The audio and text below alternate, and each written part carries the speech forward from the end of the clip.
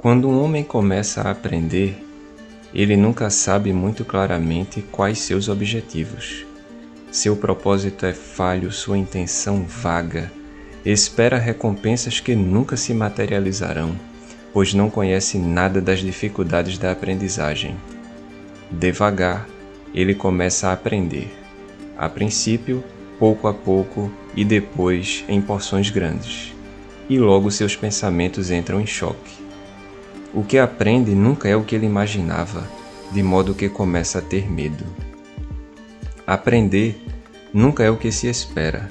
Cada passo da aprendizagem é uma nova tarefa e o medo que o homem sente começa a crescer impiedosamente sem ceder.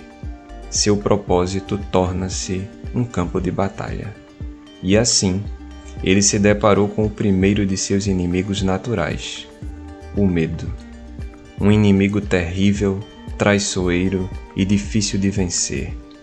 Permanece oculto em todas as voltas do caminho, rondando a espreita. E, se o homem, apavorado com sua presença, foge, seu inimigo terá posto um fim à sua busca. O que acontece com o homem se ele fugir com medo?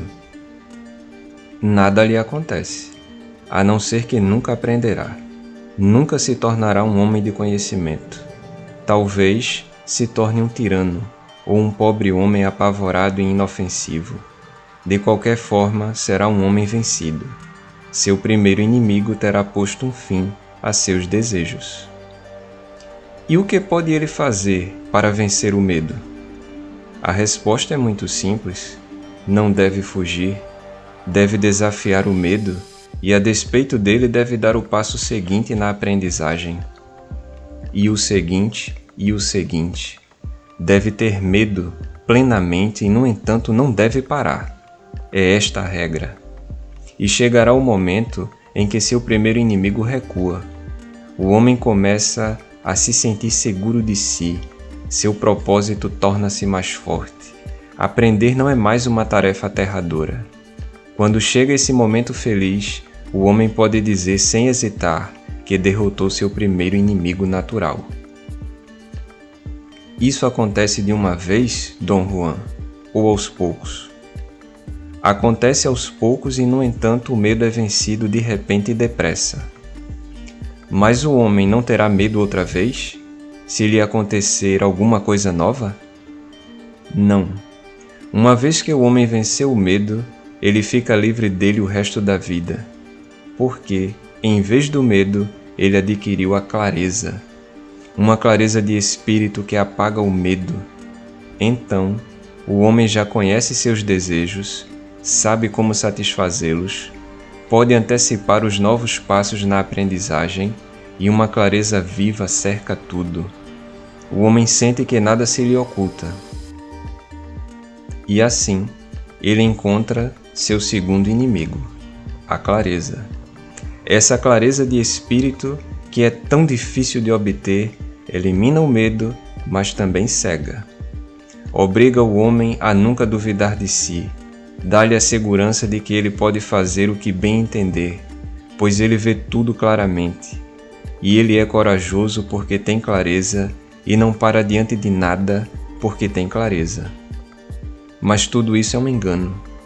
É como uma coisa incompleta. Se o homem sucumbir a esse poder de faz de conta, sucumbiu a seu segundo inimigo e tateará com a aprendizagem. Vai precipitar-se quando devia ser paciente, ou vai ser paciente quando devia precipitar-se. E tateará com a aprendizagem até acabar incapaz de aprender mais qualquer coisa. O que acontece com um homem que é derrotado assim, Dom Juan? Ele morre por isso? Não, não morre. Seu inimigo acaba de impedi-lo de se tornar um homem de conhecimento. Em vez disso, o homem pode tornar-se um guerreiro valente ou um palhaço. No entanto, a clareza pela qual ele pagou tão caro nunca mais se transformará de novo em trevas ou medo. Terá clareza enquanto viver, mas não aprenderá nem desejará nada. Mas o que tem de fazer para não ser vencido? tem de fazer o que fez com o medo, tem de desafiar sua clareza e usá-la só para ver, e esperar com paciência e medir com cuidado antes de dar novos passos.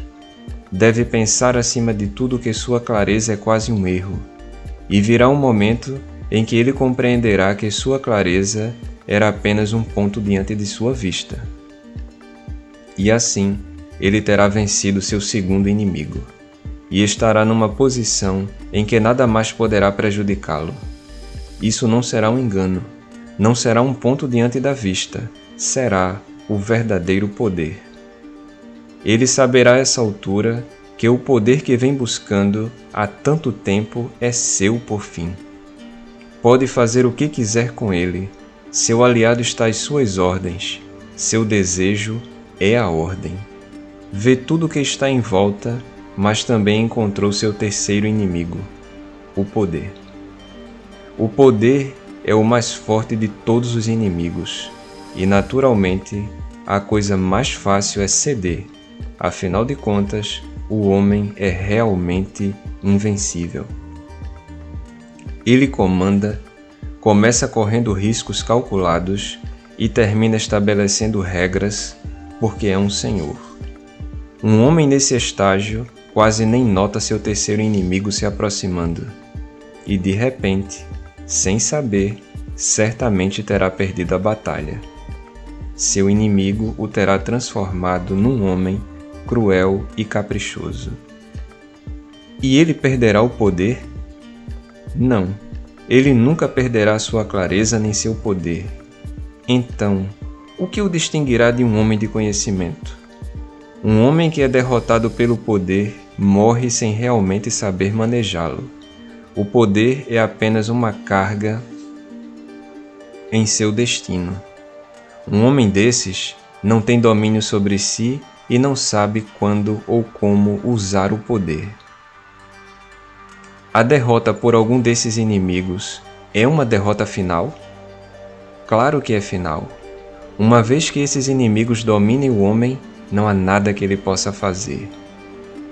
Será possível, por exemplo, que o homem derrotado pelo poder veja seu erro e se emende?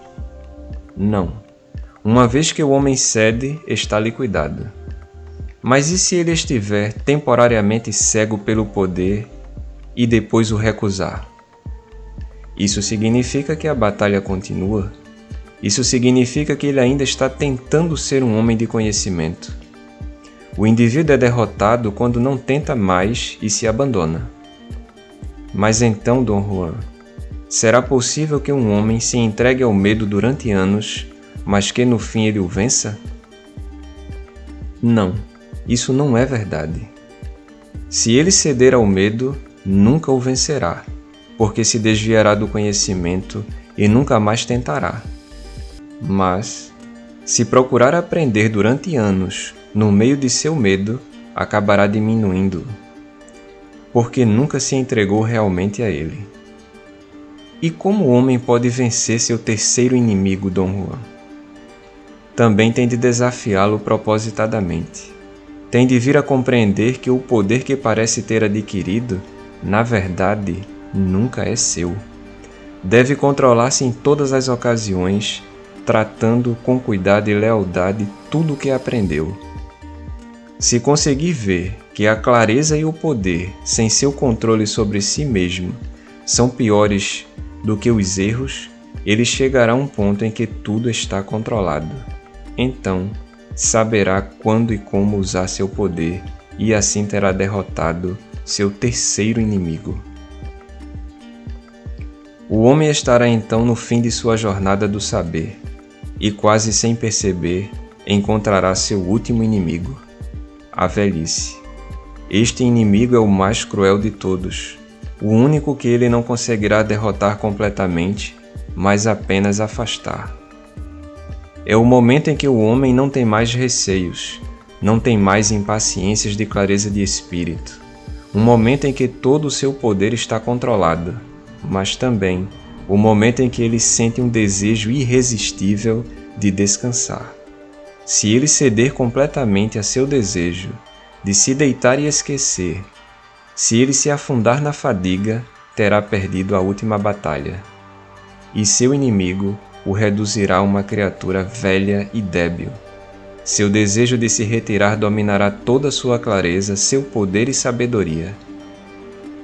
Mas se o homem sacode sua fadiga e vive seu destino completamente, então poderá ser chamado de um homem de conhecimento, nem que seja no breve momento em que ele consegue lutar contra o seu último inimigo invencível.